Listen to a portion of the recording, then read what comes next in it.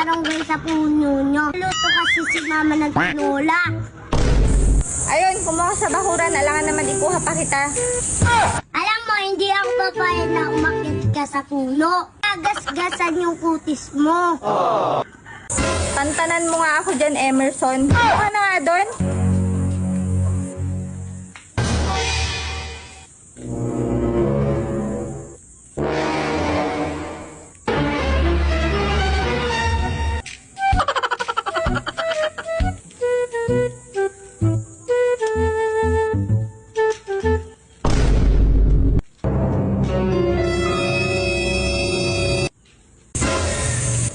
Aba naman, Emerson, at kulang na lang tangayin mo lahat ng puno ng malunggay. Grabe ka. Pag ako nagluto ng tinola, wala na ako makukuhang malunggay kasi pati tangkay, kinuha mo na. Ka mag-alala, Ate Mariel. Bibigyan kita ng tinola. Di-deliver ko pa sa'yo. Hay nako, Emerson, kilala na kita. Sa 10 sinabi mo, isa lang ang totoo. Kausay ka mambudol. Ano pala, Ate Mariel?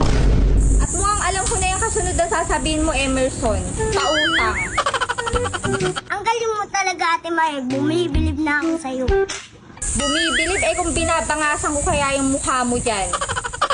Huwag ka na mahiblad, Ate Mariel. Bibigyan kita ng ulam. Tama muna ako ng kalahating manok. Kahit frozen na manok, Ate Mariel. Isang sibuyas. Isang magic sarap. Isang mantika. At ibang klase ka rin talaga, no, Emerson. Bibigyan mo ko ng ulam, pero dito din galing lahat rekado at pati karne, no? Kailangan naman pumunta mo ako kila Alibebang, di ba? Aba, Emerson, at parang utang na loob ko pa talaga na dito ka umutang, ano? Nakakapanginig ka talaga ng laman. Huwag ka mag-alala, Ate Mariel. Babayaran ko rin yan. Lumayas ka na, baka matuktukan kita dyan.